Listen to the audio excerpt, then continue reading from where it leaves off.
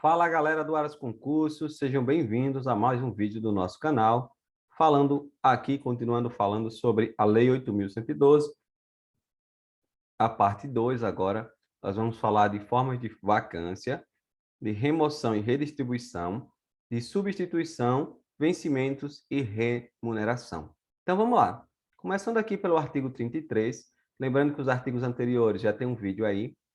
O artigo 33 fala de vacância do cargo público. Vacância é deixar um cargo público vago, como o nome diz, vacância, de vago.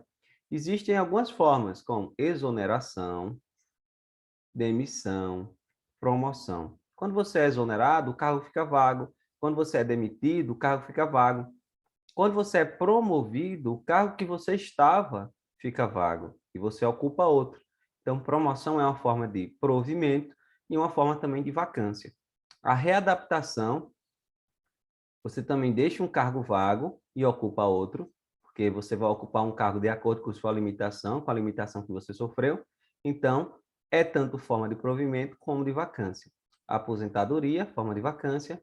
Posse em outro cargo inacumulável. Se é um cargo inacumulável, você não pode acumular, logo, o cargo que você estava fica vago. E falecimento, que é o pior, né? Morreu, o cargo ficou vago. Então, essas são as formas de provimento, beleza? Ou as formas de vacância, beleza? Formas de vacância. Lembrando que a ascensão e transferência, essas não são mais válidas, não estão mais nessa lei, beleza? Depois disso, vamos falar aqui do artigo 34 e o artigo 35. Falar de uma forma de vacância que é a exoneração do cargo efetivo. Ela dá-se-á a pedido do servidor ou de ofício. Lembrando que exoneração não é uma punição, não é uma penalidade. Ela vai ocorrer em duas situações. Quando não satisfeitas as condições do estágio probatório, ou seja, você reprova no estágio probatório, então você vai ser exonerado, ou quando, tendo tomado posse, o servidor não entra em exercício no prazo estabelecido. É outra forma de você ser exonerado e deixar o cargo vago. A gente até já comentou sobre isso no último vídeo, beleza? Agora, a exoneração do cargo em comissão, que é aquele cargo que não precisa de concurso, não tem estabilidade, ela é livre, é a juízo da autoridade competente e também a pedido do servidor, né? A exoneração do cargo efetivo também pode ser a pedido do servidor. Se o servidor quiser, ele pode pedir. Ou de ofício, que aí é a critério da administração, é a administração que vai dizer. Quando é de ofício, aí tem essas duas situações que podem acontecer. Quando é a pedido, aí o servidor não quer mais trabalhar, ele pode pedir exoneração, ele não é obrigado a trabalhar. E aí a exoneração de encargo em comissão é a juízo da autoridade competente. Quando a autoridade quiser, ela exonera. É assim, porque o cargo é em comissão. E há pedido do próprio servidor. O servidor também pode pedir para sair, beleza? E aí ele será exonerado. Essas situações aí. Da remoção e redistribuição. Cuidado para não confundir esses termos. Remoção é o deslocamento do servidor. O servidor vai ser deslocado. Ela pode ser a pedido de quem? Do servidor, ou de ofício, que a de ofício é no interesse da administração. A administração quem remove o servidor. No âmbito do mesmo quadro, com ou sem mudança de sede.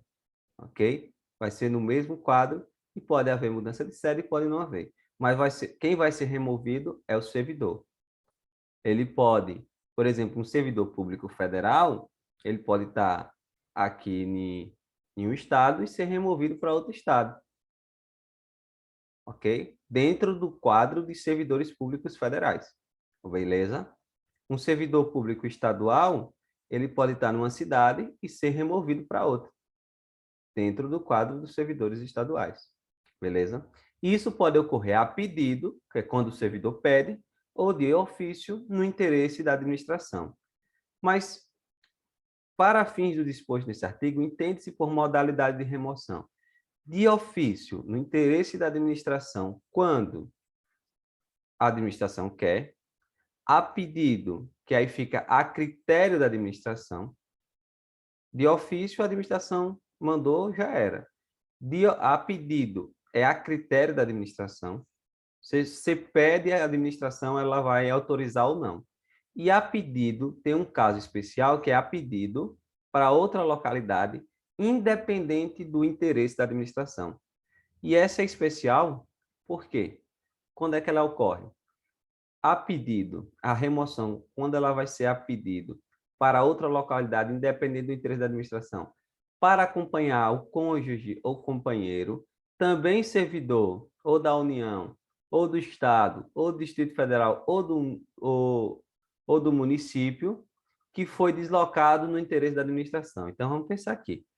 A, a Lei 812, ela é romântica. Ela permite que os casais fiquem juntos.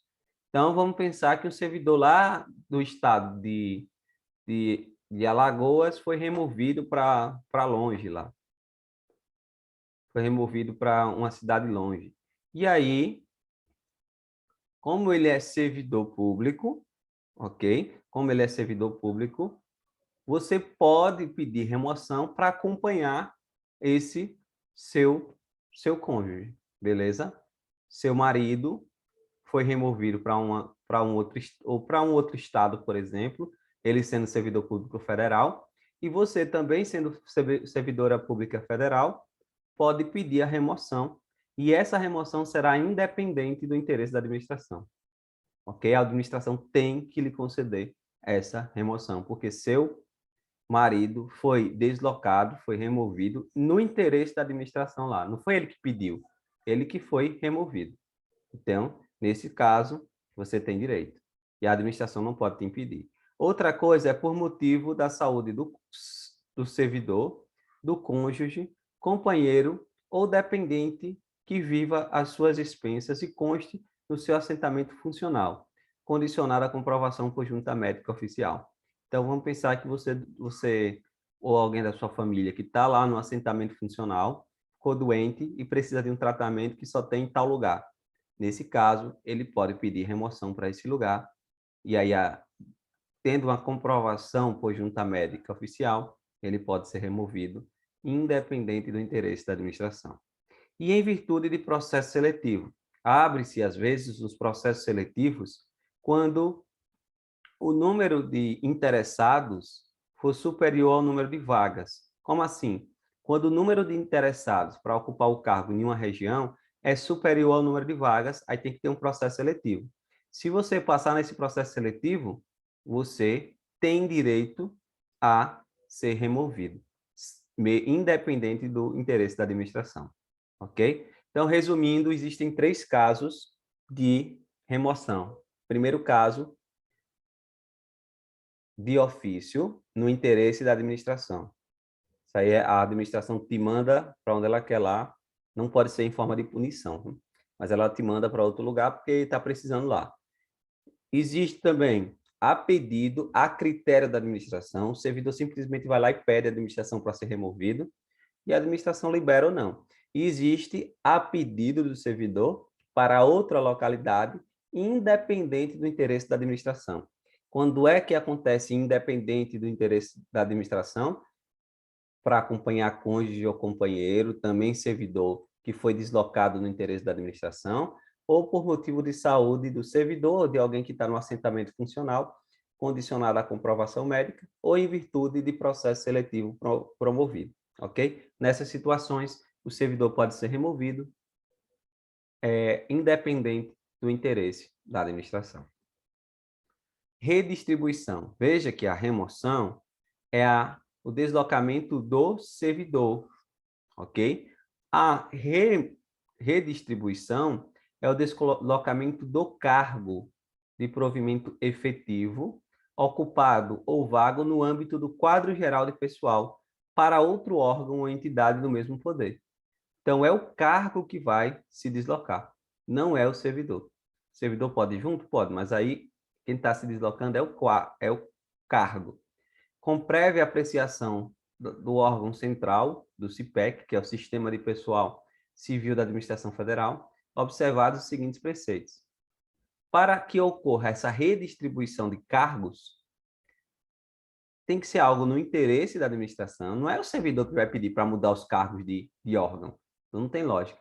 Tem que ter equivalência de vencimentos, tem que ter a manutenção das atribuições do cargo, tem que ter a vinculação entre responsabilidade e competência das atividades, tem que ter o mesmo nível de escolaridade, especialmente a habilitação, especialidade ou habilitação profissional, e tem que ter também a compatibilidade entre atribuições do cargo e as finalidades institucionais do órgão ou entidade. Então, tem que ter todos esses critérios aí para que ocorra a remoção. A redistribuição ocorre ex officio, ou seja, de ofício, para ajustamento de lotação e da força de trabalho às necessidades do serviço. Ou seja, tem um lugar que está precisando de mais servidores do que outro. Então, vai fazer esse ajuste. E pode ocorrer também, nessa reorganização, criação de órgão, ou pode ocorrer essa reorganização quando ocorrer extinção ou criação de órgão ou entidade. Um órgão foi extinto, uma entidade foi extinta, aí pega ali o cargo daquele órgão e coloca em outro órgão ou outra entidade. Entendeu? Então, redistribuição é o deslocamento aí do cargo, beleza? A redistribuição de cargos efetivos se dará mediante ato conjunto entre órgão central do CIPEC e órgão da entidade administrativa pública federal envolvidos. É só lembrar mesmo. Nos casos de reorganização ou extinção de órgão ou entidade, extinto o cargo ou declarada a sua desnecessidade no órgão ou entidade, o servidor estável que não for redistribuído será colocado em disponibilidade até seu aproveitamento na forma da lei. Então, se ele não for redistribuído, ele ficará em disponibilidade. O servidor que não for redistribuído ou colocado em disponibilidade poderá ser mantido sob responsabilidade do órgão central CIPEC e ter exercício provisório em outro órgão ou entidade até ser adequadamente aproveitado. Então, se ele não foi redistribuído, nem foi aproveitado, ou nem ficou em disponibilidade, ele pode ficar ali trabalhando com exercício provisório em outro órgão, beleza? Isso aí é só lembrar mesmo, é lógico, não tem muito problema. Substituição. Os servidores investidos em cargo ou função de direção, chefia, e os ocupantes de cargo de natureza especial, tem que lembrar desses três casos, terão substitutos indicados pelo regimento interno. Então, o regimento interno vai indicar um substituto para esses servidores. Mas, no caso de omissão, esses substitutos serão previamente designados pelo dirigente máximo do órgão ou da entidade. Pronto. Então, o certo é ter um substituto já designado no regimento interno. Mas, se o regimento interno não for omisso, então, o dirigente máximo do órgão ou entidade vai aí, dirigente máximo do órgão ou entidade, vai designar o substituto para esses servidores. O substituto assumirá automática e cumulativamente, sem prejuízo do cargo que ocupa, o exercício do cargo ou função de direção ou chefia e o de natureza especial. Quando é que eles vão ocupar? Automática e cumulativamente, nos afastamentos, impedimentos legais ou regulamentares do titular e na vacância do cargo. Hipótese em que deverá optar pela remuneração de um deles durante o respectivo período. Então, é automático. O substituto vai assumir automaticamente. Cumulativamente, ou seja, ele não vai deixar de fazer suas funções no seu cargo, ele vai só exercer as funções que o outro também fazia. E os cargos são de cargo ou função de direção, chefia e de natureza especial. Quando é que eles farão isso? Quando houver afastamento, impedimento legal ou vacância do cargo. Nessas hipóteses, ele deverá optar pela remuneração de um durante o respectivo período. De um desses cargos. Ele não vai receber os dois, não. Ele vai trabalhar pelos dois, mas ele só vai receber um. E até 30 dias, até anotei aqui, até 30 dias consecutivos, ele pode optar por uma das remunerações, ou a do cargo dele, ou a do cargo ou função, direção, chefia lá que ele está substituindo. Depois de 30 dias, o que exceder, aí a gente vai ver agora. O substituto fará jus à retribuição pelo exercício do cargo ou função de direção, chefia ou de cargo de natureza especial nos casos de afastamento ou impedimentos legais do titular superiores a 30 dias consecutivos, pagas na proporção dos dias de efetiva substituição que excederem o referido período. Voltando aqui, ou seja, o que exceder aos 30 dias será remunerado de acordo com o cargo ou função de direção ou chefia ou de natureza especial. O que exceder. Ficou muito claro isso, é meio estranho. Olha, uma substituição de 43 dias, como é que fica? 30 dias, os 30 primeiros dias, ele opta por uma das remunerações. E depois, os 13 dias que passaram dos 30, o que excedeu, ele vai receber uma remuneração proporcional ao cargo ou função que ele está substituindo. Então, os 30 dias iniciais, ele vai receber ou do cargo dele, ou a remuneração ou do cargo dele, ou a da função que ele está ocupando, ou o cargo que ele está ocupando, e o que passar, ele vai ter direito a receber proporcional ao cargo que ele está substituindo, o cargo ou função que ele está substituindo, ok? Então, 30 dias ele opta. O que passar dos 30, ele tem direito a receber proporcional ao cargo ou função que ele está substituindo. Um pouco confuso isso, mas é assim mesmo.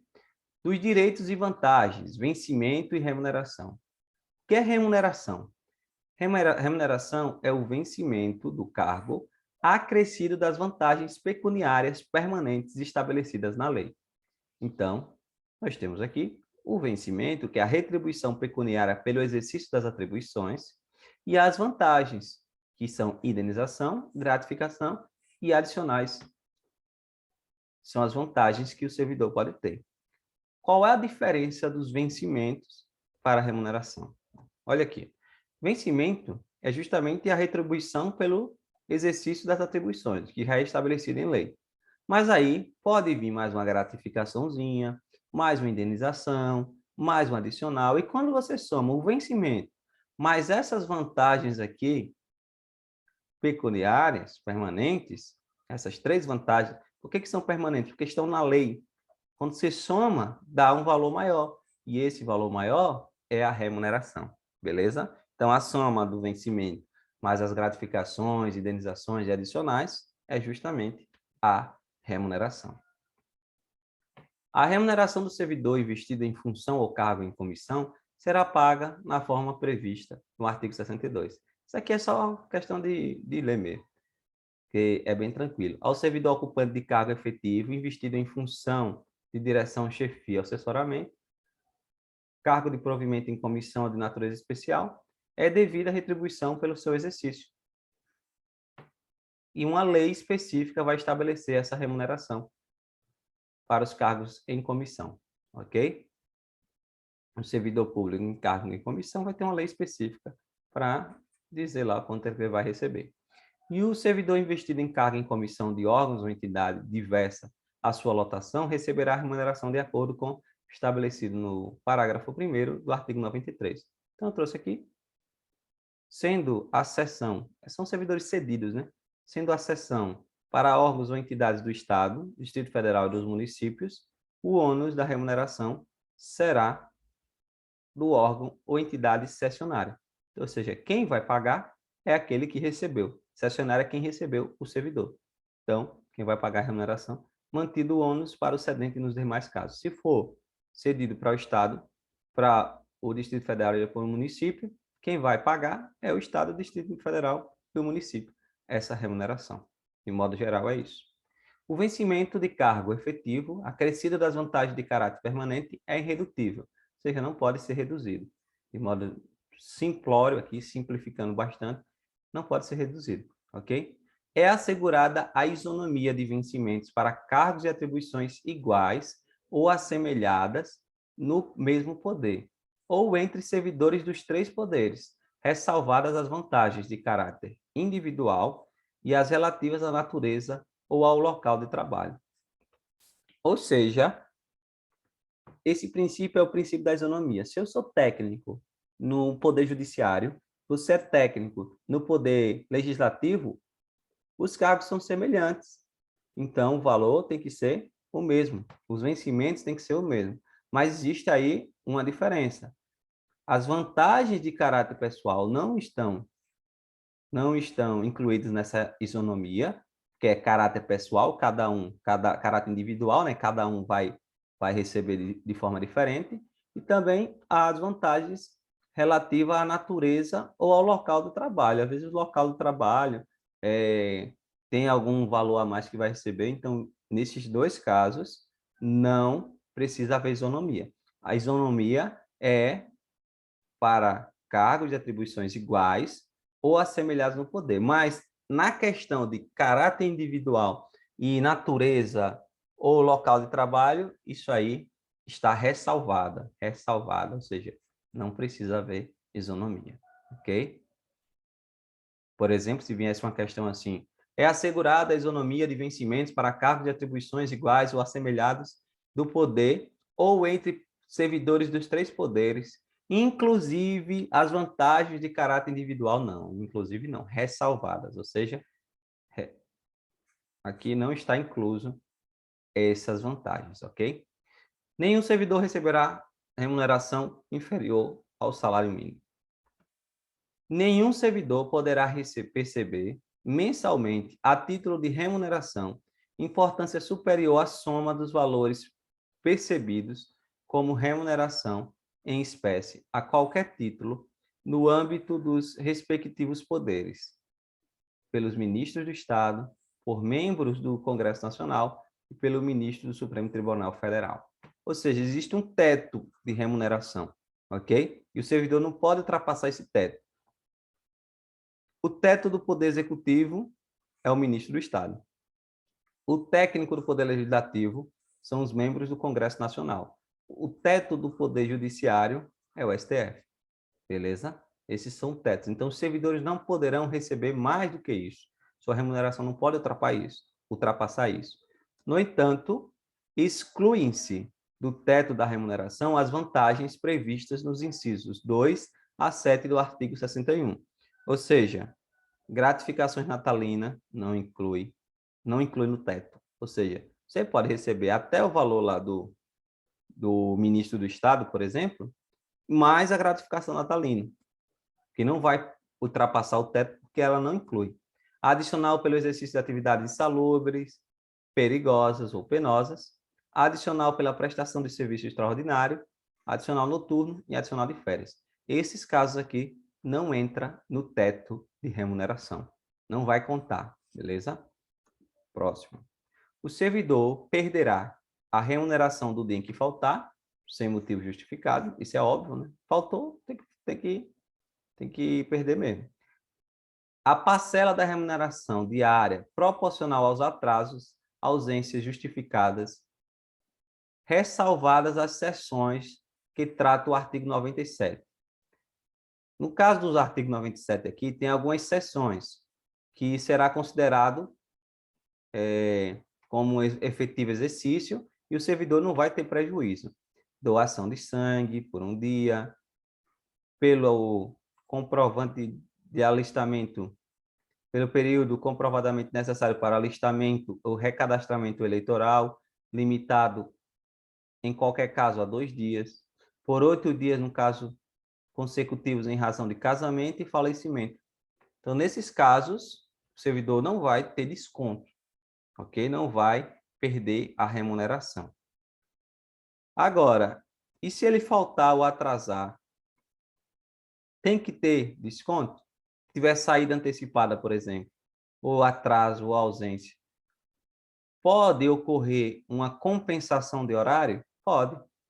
Uma compensação de horário até o mês subsequente ao da ocorrência a ser estabelecida pela chefia imediata. Então, a chefia que vai dizer se ele pode fazer uma compensação de horário. E as faltas justificadas decorrentes de caso fortuito ou de força maior poderão ser compensadas a critério da chefia imediata, sendo assim consideradas como efetivo exercício. O que são as faltas decorrentes de caso fortuito ou força maior? Por exemplo, você vem, aí bate o carro e não consegue chegar no trabalho. Aí você avisa a chefia, olha, eu estava indo trabalhar, mas não consegui porque eu bati o carro. Então, nesse caso, a chefia pode fazer uma compensação de horário com você e, sendo assim, você não vai ter desconto. Você pode chegar um dia, uma hora mais cedo, sair uma hora mais tarde, etc., para compensar esse horário e aí não vai ter desconto, beleza? Artigo 45, salvo por imposição legal, o mandato judicial, nenhum desconto incidirá sobre a remuneração ou provento. Salvo por imposição legal. Ou seja, a única coisa, algo que esteja na lei ou mandato judicial, é que pode ter algum desconto na remuneração. Por exemplo, se faltar, se atrasar, mandato judicial, nesses casos, pode sim ter desconto. Também, mediante autorização do servidor, poderá haver consignação em folha de um pagamento em favor de terceiros, a critério da administração. Então, pode fazer uma consignação ali, comprar um carrinho, é servidor, vai ter um desconto ali na sua folha, mas tem que ter uma autorização do servidor. E com reposição de custos na forma definida em regulamento. Total de consignações facultativas de que tratar o artigo 1º, ou seja, você quer ali comprar alguma coisa, ou parágrafo 1º, né? Quer comprar alguma coisa e faz lá uma consignação, quer comprar um carro, não tem dinheiro, mas agora é servidor, faz lá uma consignação, paga lá para 200 vezes. Então, não pode exceder essa consignação 35% da remuneração mensal, sendo 5% ressalvadas exclusivamente para amortização de despesas contraídas por meio do cartão de crédito e a utilização com a finalidade de saque por meio de cartão de crédito. 5% é para isso, mas não pode ultrapassar aí 30% essas consignações, 30% da sua remuneração. As reposições e indenizações ao erário, devolver dinheiro à administração, ao governo, né? Atualizadas até 30 de julho de 1900, serão previamente comunicadas ao servidor ativo, aposentado ou ao pensionista, para pagamento no prazo de 30 dias. Você está devendo ao erário, tem que pagar no prazo de 30 dias. Pode parcelar a pedido do interessado. Só que esse parcelamento, ele não pode ser, a parcela não pode ser inferior a 10% da remuneração. Então, se você está devendo ao erário, tem até 30 dias para pagar. Pode parcelar? Pode, mas não pode ser uma parcela abaixo de 10% da sua remuneração. Por exemplo, se você recebe 10 mil, sua remuneração, 10% aí, a parcela mínima será de R$ 1.000. E se você recebe 1.000, a parcela mínima será de R$ 100. Ok? Quando o pagamento indevido houver ocorrido no mês anterior ao do processamento da folha, a reposição será feita imediatamente, em uma única parcela. Então, se você receber um pagamento indevido no mês anterior, a reposição será imediata, em uma única parcela. Você recebeu 300 mil a mais, erraram lá e colocaram lá 300 mil. Tem que devolver em uma única parcela imediatamente, beleza? Na hipótese de valores recebidos em decorrência de cumprimento à decisão liminar, a tutela antecipada ou a sentença que venha a ser revogada ou rescindida, serão eles atualizados até a data da reposição. Então, na hipótese aqui de valores recebidos em decorrência de um cumprimento de decisão liminar, a tutela antecipada ou a sentença que venha a ser revogada ou rescindida serão atualizados até a data de reposição. Que só um parágrafo aqui, tranquilo. Artigo 47. Servidor em débito com o erário que for demitido, exonerado ou tiver aposentadoria ou disponibilidade cassada, terá, olha, o prazo de 60 dias para quitar o débito. Então, se você é servidor, foi demitido, foi exonerado ou teve a aposentadoria cassada, tem até 60 dias para quitar o débito. É urgente porque se você foi demitido, teve alguma coisa, você não vai estar lá mais presente, então você não sabe o que ele vai receber, então tem que cobrar ligeiro. A não quitação do débito no prazo previsto implicará sua inscrição na dívida ativa. E o vencimento, a remuneração e o provimento não são objeto de arresto, sequestro ou penhora, exceto nos casos de prestação de alimentos resultante de decisão judicial. Arresto, sequestro ou penhora são formas de apreensão. Então, eles não podem ser apreendidos, o vencimento e a remuneração, exceto nos casos de prestação de alimentos, ok? Os casos de prestação de alimentos feito por uma decisão judicial. Aí eles poderão, sim, ser objeto de arresto, sequestro ou penhora. Então, esses foram os artigos aqui até o 48. Logo mais vamos trazer aí uma lista de questões sobre esses artigos. Se inscreva no canal, deixe seu like. Valeu. Tchau, tchau.